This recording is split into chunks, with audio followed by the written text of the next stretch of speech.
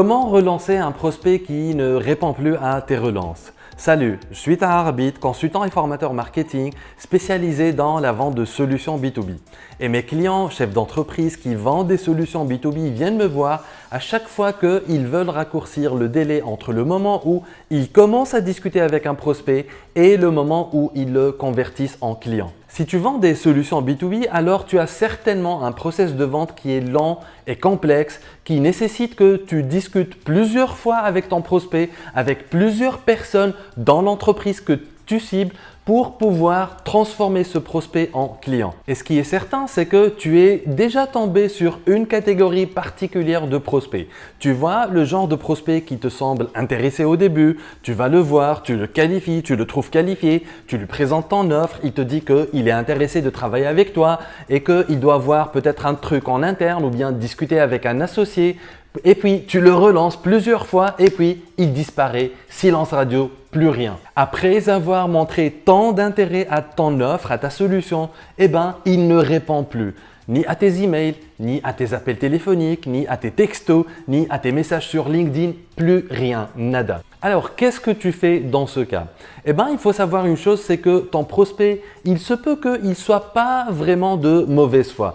Il se peut qu'il ait un concours de circonstances, des événements qui se sont succédés en interne, qui l'ont empêché d'avancer sur ton dossier, ou bien qu'il n'a vraiment pas avancé, qu'il n'a pas vu avec son associé, ou bien qu'il n'a pas vérifié un truc en interne pour pouvoir te signer ton contrat. Par exemple, s'il devait voir en interne avec un associé ou bien un de ses collaborateurs, peut-être que ce n'était pas le bon timing, qu'il n'a pas avancé sur ce truc-là. Il a eu entre-temps 36 000 urgences à gérer et il a été gêné de répondre à tes relances ou bien de te prendre au téléphone pour te dire voilà, j'ai merdé, j'ai pas avancé bien que j'ai promis d'avancer cette semaine. Et d'un autre côté, ton prospect, il peut avoir peut-être avancé avec un autre fournisseur ou tout simplement avoir mis en stand-by ce projet et il se peut qu'il soit gêné de te prendre au téléphone pour te dire qu'il a décidé de travailler avec un autre concurrent ou bien qu'il a mis en stand-by ce projet. Bref, et peu importe les raisons, ça ne t'avance à rien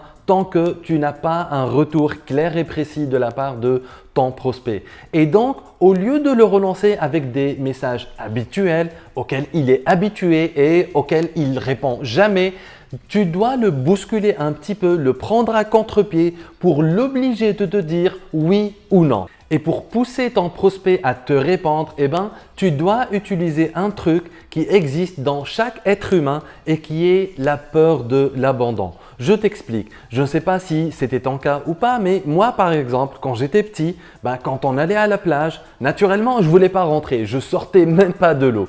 Et pour que je sorte de l'eau, ce que faisaient mes parents, c'est qu'ils faisaient semblant de vouloir rentrer tout seul et m'abandonner. Et bien sûr, ça a marché. Donc, le sentiment d'abandon, c'est un truc qui marche chez tous les êtres humains. Donc, personne ne veut être largué, personne ne veut être abandonné et pour ton prospect, c'est pareil. Donc, voilà ce que tu lui fais. Tu envoies un email à ton prospect avec pour objet oui ou non. Aussi simple que ça, oui ou non, point d'interrogation. Et dans le corps de l'email, tu lui écris « Bonjour prospect, désolé si mon niveau d'insistance est devenu agaçant. Je voulais savoir si vous êtes toujours intéressé par résoudre problème et avoir bénéfice. » Et tu remplaces résoudre problème par le problème que ton prospect il voulait résoudre grâce à ta solution et avoir bénéfice, tu remplaces ça par les bénéfices que ton prospect voulait avoir grâce à ta solution. Et tu poursuis, tu lui dis « Si votre réponse est non, merci de me le dire afin que j'arrête de vous contacter. » Et tu signes l'email. Qu'est-ce qui va se passer quand ton prospect il va recevoir ce genre d'email? Ce qui va se passer, c'est que ton prospect il va avoir le sentiment d'être largué, d'être abandonné. Et ce qui est sûr, c'est qu'il ne va pas aimer. Donc, tu auras plutôt plus de chances à ce qu'il réponde à ce genre d'email plutôt qu'aux emails habituels qu'il a l'habitude de recevoir par tous les fournisseurs qui veulent lui vendre un truc. Personnellement, ça m'est arrivé. Il y a quelques années, j'avais convenu avec un fournisseur, un constructeur taïwanais de points d'accès sans fil, à lui passer une petite commande de test. Et je suis passé à autre chose et naturellement, je l'ai laissé courir comme la majorité des clients potentiels. Et un jour, je me rappelle, c'était un soir à 19 h, il m'a envoyé un email pour me dire qu'il ne va plus me relancer par rapport à cette première commande.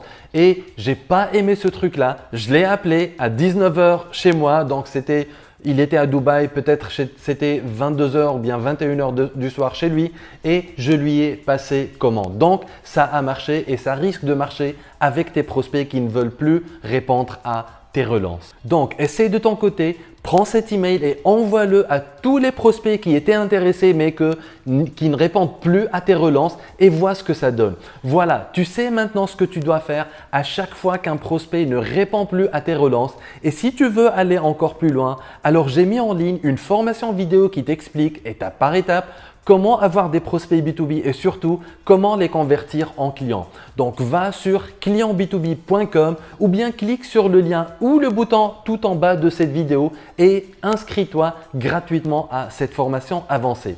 Voilà, c'était Tahar Habib et je te dis à très bientôt dans une prochaine vidéo. Au revoir.